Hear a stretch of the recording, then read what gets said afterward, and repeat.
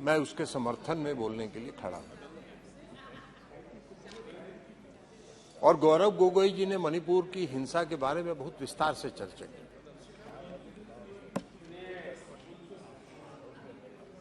और हम लोग को आश्चर्य तब होता है जब मणिपुर इस देश का पूर्वोत्तर राज्य है, महत्वपूर्ण राज्य है, डबल इंजन की सरकार है,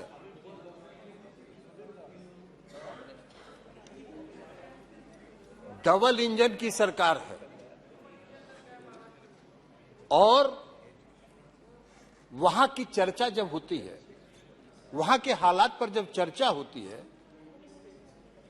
तो जो सत्ता पक्ष के लोग हैं वो विभिन्न राज्यों के छिटपुट घटनाओं की चर्चा करके उसको जस्टिफाई करना चाहते हैं।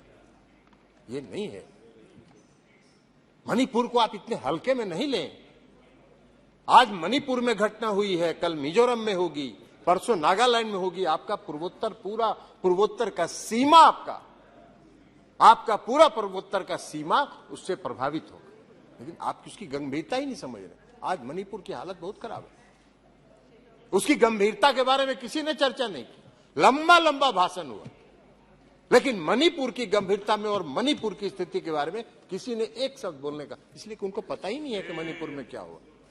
उनको पता ही नहीं है कि मणिपुर में क्या हुआ। मैं भी गया था, मणिपुर गया था, और मैं गया था, दो समुदाय के बीच इतनी दूरी बढ़ गई है, इतनी घृणा फैल गई है एक दूसरे के प्रति कि उसको पाटना बहुत मुश्किल है।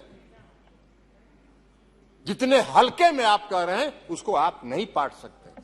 दोनों समुदाय के लोगों में विश्वास की कमी है। हम लोग गए थे, दोनों समुदाय के राहत शिविरों में गए थे। दोनों समुदाय के लोगों का विश्वास राज्य की सरकार के प्रति समाप्त हो गया। दोनों समुदाय के लोग आज राज्य सरकार को पूरे मणिपुर की घटना के लिए दोष दे रहे हैं। आप कह रहे हैं क्या मांग किया था विपक्ष ने? भाई आप कह रहे हैं कि गृह मंत्री जी बयान देने के लिए तैयार थे, रक्षा मंत्री जी बयान देने के लिए सब तैयार थे। ये सरकार किसकी है? सरकार किसकी? सरकार है इस देश के आदरणीय प्रधानमंत्री जी के नेतृत्व। हम विपक्ष के लोग यही चाह रहे थे कि आदरणीय प्रधानमंत्री जी, आज 3 मई से आज तक लगातार मणिपुर जल रहा है और इस देश के प्रधानमंत्री एक शब्द नहीं बोल रहे। वहां के जो 150 से ज्यादा लोग मर गए, उनके प्रति संवेदना का भी एक शब्द नहीं बोल रहे। इतनी बड़ी घटना हो गई इस देश के किसी राज्य में, पूर्वोत्तर के राज्य में, आप एक शब्द नहीं बोल रहे। हम लोग की यही मांग थी कि आदरणीय प्रधानमंत्री जी आए और मणिपुर के बारे में बताएं, मणिपुर के लोगों के प्रति अपनी संवेदना व्यक्त करें। उन्होंने कहा नहीं। और जब राहुल गांधी जी ने कहा कि अहंकार का ये मतलब, ये अहंकार का प्रतीक है, तो बहुत लोगों को चिलमिलाहट लगी, तितली लग गई। नहीं है। मणिपुर में आज बहुत कुछ करने की जरूरत है। मणिपुर के लोगों में विश्वास पैदा करने की जरूरत है। दोनों समुदाय में विश्वास पैदा करने की जरूरत है। मणिपुर के लोगों को पुनर्वासित करने की जरूरत है। आज बेघर होकर लोग मई से आज तक राहत शिविरों में रह रहे। राहत शिविर में गर्भवती महिलाओं का गर्भ रह रही है, वहां प्रसव पीड़ा हो रहा है, वहां बच्चे पैदा हो रहे हैं। यह दुर्भाग्य है। और आप कह रहे हैं उसको अलग अलग राज्यों की छिटपुट घटनाओं को जोड़कर आप कह रहे हैं कि बहुत सही। भाई मौन व्रत तो धारण किया प्रधानमंत्री जी ने, जरूर किया। क्या नहीं? प्रधानमंत्री जी इस देश के प्रधानमंत्री हैं। उनका यह कर्तव्य दायित्व तो नहीं बनता है कि अपने राज्य में, किसी राज्य में इतनी बड़ी घटना हो गई, उसके बारे में हम एक शब्द बोले? नहीं, क्या है?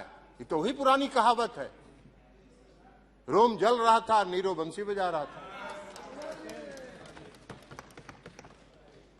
और दिनकर जी की एक कविता है, हम आपको सभापति महोदय सुनाना चाहते हैं। क्या कहा कि मैं घनघोर निराशावादी हूं, तब तुम ही टटोलो हृदय देश का और कहो, लोगों के दिल में कहीं अश्रु क्या बाकी है।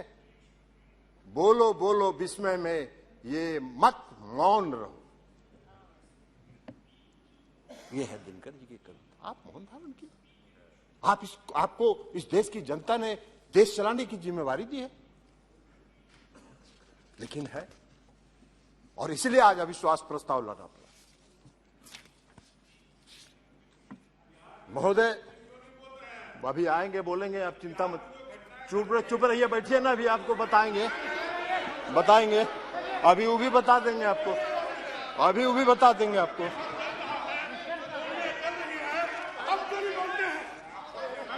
बैठिए आराम से बैठिए, सुनिए, नहीं बैठिए जी, आप बोलिए। चिंता मत करिए, आपका जब नंबर आए तब बोलिएगा, आप बोलने दीजिए, प्लीज बैठ जाइए, कोई चिंता नहीं, ठीक है। टिकट नहीं, जब आपका पक्ष का नंबर आएगा बोलेगा, आप बोलिएगा, अब उनको बोलने दीजिए जी, बोलिए, उधर ध्यान मत दीजिए, आप बोलिए। सभापति महोदय, अब हम जरा बता दें, आदरणीय प्रधानमंत्री जी, हम बता दें, आदरणीय प्रधानमंत्री, रिकॉर्ड में नहीं जा रही है, 9 वर्षों से राजीव रंजन सिंह जी के रिकॉर्ड में जा रही है जी। 9 साल से इस देश में शासन कर रहे हैं, और इस देश की जनता आज अपने आप को छला हुआ महसूस कर रही है। 2014 में इस देश के प्रधानमंत्री नरेंद्र मोदी जी चुनाव लड़ रहे थे, किसके बल पर जीत रहे थे? इस देश के नौजवानों पर, इस देश के बेरोजगारों पर क्या वादा किया था उन्होंने? इस देश को उन्होंने वादा किया था 2 करोड़ बेरोजगारों को प्रति वर्ष रोजगार देंगे।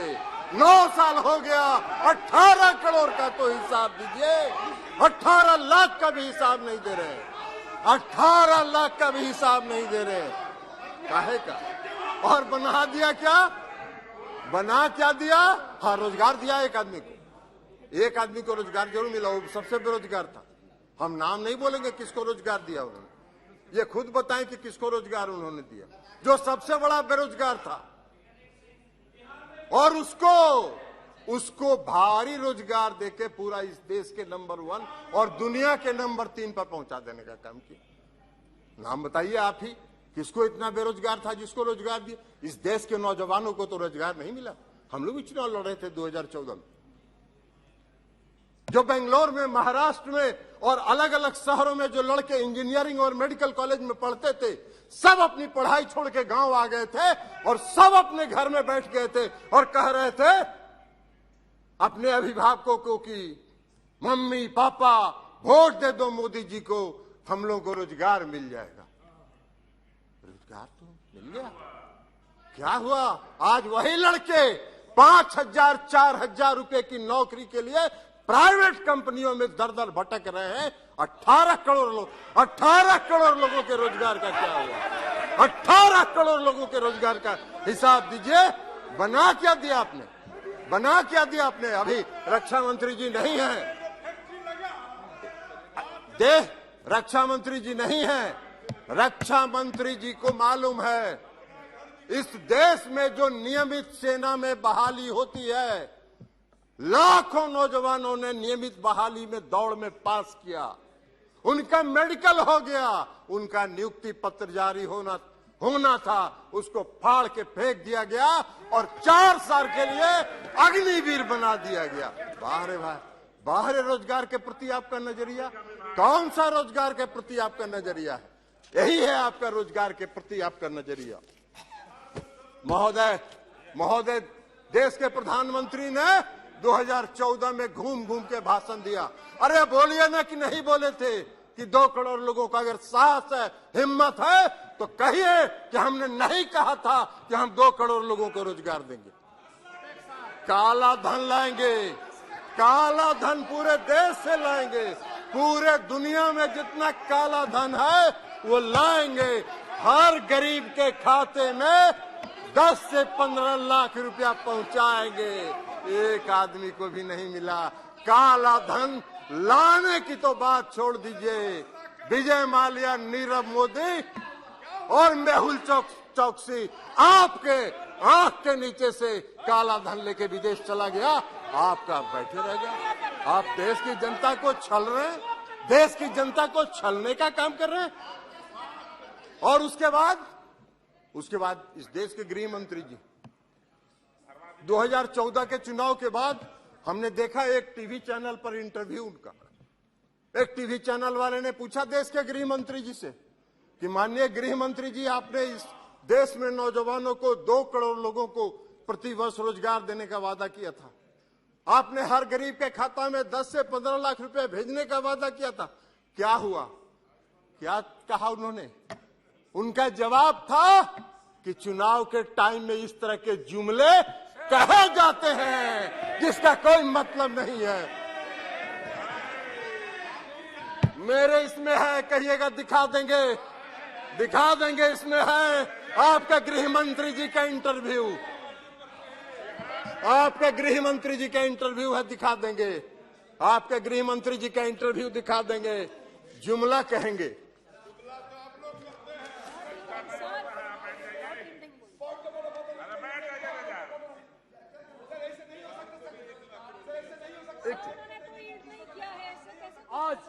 आज नरेंद्र मोदी जी के नेतृत्व। अरे छोड़िए, ये पॉइंट ऑफ ऑर्डर है। ये सभापति महोदय, ये सब धंधा नहीं चलेगा। बीच में कोई पॉइंट ऑफ ऑर्डर के नाम पर खड़ा होके और अनर्गल बात करेंगे, ये नहीं चलेगा। ये सब जुमलेबाज हैं। ये क्या बोलेंगे? जुमला कहते हैं। इनके 1 नंबर के मंत्री ने इस देश में कहा कि जो चुनाव में हम वादा करते हैं वो जुमला होता है। यह कह रहे हैं महंगाई। आज देश में सबसे बड़ी समस्या क्या है? महंगाई। आप उज्ज्वला योजना की चर्चा अब आप नहीं करते हैं, क्योंकि उज्ज्वला योजना में जितना सिलेंडर आपने बांटा, 5% घरों में भी आज वो सिलेंडर नहीं जल रहा है। क्यों? 1400 रुपए 1300 रुपए सिलेंडर का दाम हो गया। अब आप उसका नहीं, पहले बहुत पीठ थपथपाते थे अपना, हर भाषण में कहते थे उज्ज्वला योजना। अब शांति में कायम हो गया। आप बात कर रहे हैं भ्रष्टाचार की। आजकल आप देश भर में घूम घूम के भ्रष्टाचार की चर्चा कर रहे हैं। महाराष्ट्र में क्या हुआ? अरे 70,000 करोड़ प्रधानमंत्री का भाषण सुने। 70,000 करोड़ का महाराष्ट्र में घोटाला हो गया। महाराष्ट्र में 70,000 करोड़ का घोटाला हुआ। आज 3 दिन के अंदर सबको वॉशिंग मशीन में डाल के 1 सेकंड में बाहर निकाल दिया। सबको सरकार ने शामिल कर ली। वाह। कर्नाटक का चुनाव लड़े थे ना अभी। कर्नाटक के चुनाव में भ्रष्टाचार सबसे बड़ा मुद्दा था। प्रहलाद जोशी जी यहाँ बैठे हैं, उनको पता होगा। भ्रष्टाचार 40,000। वो भी बताएंगे, वो भी बता रहे हैं आपको, चिंता मत करिए, वो भी बता रहे हैं। 1 मिनट, वो भी बताएंगे आपको। आप कर्नाटक में 40 लाख की चर्चा हर घर में थी, हर सड़क पर थी, हर चौक पर थी, हर चौराहे पर थी। आप भ्रष्टाचार की बात कर रहे हैं। आपको क्या भ्रष्टाचार के खिलाफ बोलने का आपका कर रहे हैं? कल वो भी बताएंगे, चिंता मत करिए राकेश जी, वो अभी बताते हैं अभी आपको। अभी आ रहे हैं, उसी पर आ रहे हैं, चिंता मत करिए ना। अरे बैठिए ना, उसी पर आ रहे हैं। Address the chair only. कृपया अभी देखिए, अध्यक्ष पीठ की तरफ बात करें। कहाँ यहाँ बैठे? आप निशिकांत जी कल भाषण दे रहे थे। आप अपनी बात कहिए। खाली फंडिंग करते थे। अरे भाई, किस कंपनी के बिहाफ में आप फंडिंग करते थे? उसका भी तो जरा नाम बताइए। फंडिंग करते थे तो इसलिए अब गृह मंत्री जी ने, अब सुन लीजिए, गृह मंत्री जी ने चर्चा किया। दिल्ली विधेयक पर चर्चा के दौरान कहा, अरे भाई चुड़िए ना, बैठिए ना, बैठिए। गए थे, आप भी गए थे, कहाँ गए थे वो हम बोल दें क्या? आप ललन बाबू, आप इधर बात कुमार जी कीजिए के ना। यहाँ गए थे कि भाजपा वाला हमको अरे बहुत तंग कर रहा है, बात कीजिए, ज्वाइन करा लीजिए। बात कीजिए, इधर ध्यान दीजिए। 2022 में जब हम लोगों का गठबंधन बना 9 अगस्त को, 1 मिनट, 9 अगस्त 2022 को, तब से इनको तितली लग गई, तब से इनको भारी तितली लग गई है। पूरा देह खजुला रहा है, सबका देह खजुला रहा है। 2017 में अभी बताएंगे आपके भविष्यवाणी का भी, आपके गृह मंत्री जी कितने बड़े भविष्य वक्ता हैं। 2022 में जब हुआ तितली लग गई, तितली लग गई, इसलिए कि 2015 में जब 3 नहीं, ये बात ठीक नहीं। गठबंधन था, आपको अवसर मिलेगा साफ हो गए, तब आप अपनी बात रखिएगा। झाड़ू से आपको अवसर मिलेगा, अपनी बात रखिएगा। बिहार से। अभी सुनिए, 2017 में जब हम लोग 2015 में जब हम लोग का, ओहो ठरण यार, आप कहाँ के लिए बीच में बोल रहे हैं? 2015 में जब बिहार में गठबंधन हुआ आरजेडी का, जनता दल यू का और कांग्रेस पार्टी का, तो गृह मंत्री जी 3 महीना बिहार में कैंप किए, 3 महीना बिहार में कैंप किए। और खड़े बैठिए ना आप दिल्ली का, बैठे, बिहार के बारे में क्या जानते हो? ABCD जानते हो ही नहीं? ABCD जानते हो? ABCD जानते हो? बैठ। आप बार उधर क्यों देखते हैं? तो आप इधर बात करिए ना। तो जब गठबंधन जी। हुआ 3 महीना भी वहां 3 महीना गृह मंत्री जी कैंप किए, 3 महीना गृह मंत्री जी कैंप किए, और 43 आम सभा इस देश के आदरणीय प्रधानमंत्री जी ने की, जो रिकॉर्ड है किसी राज्य के विधानसभा के चुनाव में प्रधानमंत्री ने 43 आम सभा की होगी, ये रिकॉर्ड है। और सीट आया 52 गो, 52 सिमट गए। और जब इनका नहीं चला तो इन्होंने लालू जी के परिवार के यहाँ छापा मरवाने का काम किया। और जब छापा मरवाने के कारण 2017 में हमारा गठबंधन टूटा, तो 17 से 22 तक कुछ नहीं हुआ, 2017 से 2022 तक कुछ नहीं हुआ। शांति में इनके तीनों पालतू तोते शांत बैठ गए। और जैसे ही 9 अगस्त 2022 को फिर से गठबंधन हुआ, तीनों तोता चालू हो गए, तीनों तोता दौरा कर रहे हैं, लगातार दौरा कर रहे हैं, लगातार छापा मार रहे हैं। अरे मारते रहो, बिहार का 40 में 40 सीट हारोगे।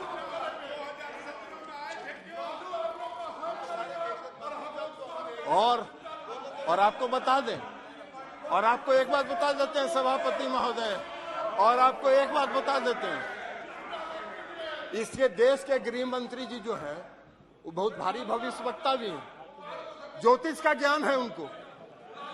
अभी कह रहे थे उस दिन दिल्ली पर 2024 में फिर से नरेंद्र मोदी जी इस देश के प्रधानमंत्री बनेंगे। अब इनके ज्योतिष ज्ञान का हम आपको बताते हैं। ओह चलो यार,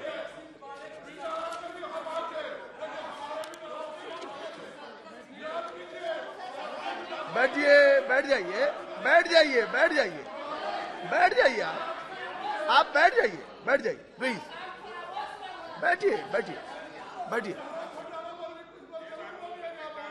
2000 रिकॉर्ड में नहीं जा रहा है। 2000 बोलिएगा तो रिकॉर्ड में आएगा, तब बोलिएगा जी। 2015 में इन्होंने गृह मंत्री जी ने, अरे कुछ रिकॉर्ड में नहीं जा रहा है। जी ने भविष्यवाणी बैठिए कि जिस दिन बिहार के चुनाव की गिनती होगी उस दिन 11 बजे नीतीश कुमार जी त्याग पत्र देंगे, 12 बजे प्रधानमंत्री भारतीय जनता पार्टी की सरकार बिहार में बनेगी। इनका भविष्यवाणी फेल कर गया, भविष्यवाणी फेल कर गया गृह मंत्री जी का। 52 को मात्र सीट आया। 2021 में बंगाल में चुनाव लड़ रहे थे, कहे 2/3 बहुमत से सरकार बनाएंगे, हार गए। 2022 में हिमाचल गए, वहां कहे सरकार बना रहे हैं, भविष्यवाणी फेल कर गया। कर्नाटक गए, वहां कहे 2/3 से सरकार बना रहे हैं, हार गए। 2024 भी आप जरूर हारेंगे, आपका भविष्य यही बता रहा है। और आप एक बात बता देते हैं, 2-3 मिनट में कंक्लूड करेंगे सभापति महोदय। आई गृह मंत्री जी का आदत है सब, इनका गृह मंत्री जी का यही आदत है। बिहार में अभी 3 बार गए, 3 दौरा कर लिए हैं। एगो पहला दौरा में गए, बैठिए, पॉइंट ऑफ ऑर्डर कर लिया। क्या पॉइंट ऑफ ऑर्डर है? नहीं, क्या पॉइंट ऑफ ऑर्डर? जी जी, क्या 352(2) जी, 352(2) सर, आप बैठिए ना, बैठिए आप। इन्होंने कई एक बातें जो है डिफेमेटरी माननीय गृह मंत्री जी के लिए की है। 352(2) ये कहता है कि वो सदन के सदस्य हैं, बिना ये नोटिस के उनके बारे में इस तरह की बातें जो बाहर बोली गई हैं वो नहीं बोल सकते हैं। माननीय रंजन जी जो है, ललन जी, इस सदन के मेरे से ज्यादा वरिष्ठ सदस्य हैं, यहाँ के नियम कानून के बारे में उनको ज्यादा जानकारी है, इसलिए जो भी बातें उन्होंने कही वो एक्सपंज कर देना चाहिए और उनको इस तरह की बातें नहीं करनी चाहिए। देख लेंगे इसको। जी, हो गया, ठीक है। अरे छोड़िए ना, 1 मिनट। जी, जी, जी। ओ छोड़ दीजिए ना जी, कुछ नहीं बोले हैं, इनका छोड़ दीजिए। हाँ, और सभापति महोदय 3 बार गए गृह मंत्री जी बिहार। पहला बार गए पूर्णिया में भाषण दिए, कहे कि पूर्णिया का हवाई अड्डा मोदी जी ने बनवाया कि नहीं बनवाया। जनता हंस रही थी, जिसका काम भी शुरू नहीं हुआ उसको ही बनवा दिया हवाई अड्डा। अरे ऐसा बड़ा भारी जुमलेबाज तो देखे ही नहीं भाई। जिस हवाई अड्डे का काम भी शुरू नहीं हुआ उस हवाई अड्डे को बनवा दिए। या यही अध्यक्ष थे, ये जो बैठे हुए हैं ना, ये अध्यक्ष थे, यही फीडबैक दिए होंगे। और उसके बाद गए अभी लखीसराय में, लखीसराय में जाके इन्होंने क्या कहा, मुंगेर में इंजीनियरिंग कॉलेज मोदी जी ने बनवाया कि नहीं बनवाया, मेडिकल कॉलेज बनवाया कि नहीं बनवाया, हर घर नल का जल मोदी जी ने पहुंचाया कि नहीं पहुंचाया। तीनों झूठ है, तीनों सफेद झूठ है। मुंगेर का मेडिकल कॉलेज 1 रुपया केंद्र का नहीं है, मुंगेर का इंजीनियरिंग कॉलेज 1 रुपया केंद्र का नहीं है। मुंगेर बिहार में हर घर नल का जल 1 रुपया राज्य की सरकार ने केंद्र से नहीं लिया। इन्होंने ऑफर किया, उन्होंने ठुकरा दिया, कहा नहीं लेंगे। तुम्हारी फितरत है, केंद्र सरकार की फितरत है। राज्य की कोई योजना चलती है, उसमें कुछ पैसा दे देते हैं। अब पैसा दे के कहते ही तो मेरा योजना है। नीतीश जी ने कहा 1 रुपया नहीं लेंगे, हम अपनी ताकत पर करेंगे, और ये काम उन्होंने किया। शर्म ही नहीं आता है। ये भी गए थे लखीसराय में, यही बताए होंगे कि मेडिकल कॉलेज बनवा दिया, इंजीनियरिंग कॉलेज बनवा दिया, हर घर नल का जल बनवा दिया। ललन जी फीडबैक देते हैं। इस देश के गृह मंत्री जी इसी तरह के बयान करने के आदी हैं। अरे जम्मू एंड कश्मीर में पीडीपी कौन था? क्यों समझौता किए थे? आपका नेचुरल एलाई था क्या? आपका स्वाभाविक गठबंधन था जी। बात बना रहे हैं और यहाँ भाषण देते हैं सब जम्मू एंड कश्मीर का। मुफ्ती महबूबा मुफ्ती से गठबंधन किया कि नहीं किया? क्यों किया? आप लालू जी हमारे साथ रहे, धन्यवाद। हम लोग एक पार्टी में रहे हैं, इस पार्टी का निर्माण हम लोगों ने किया था जी। रहेंगे, आपका खाता बहुत धन्यवाद जी। तो इसी के साथ श्री रामकृपाल यादव बस कंक्लूड कर रहे हैं। इसी के साथ सभापति महोदय, मैं अविश्वास प्रस्ताव का समर्थन करता हूं और इनकी 2024 में विदाई का ऐलान। श्री रामकृपाल यादव जी। धन्यवाद।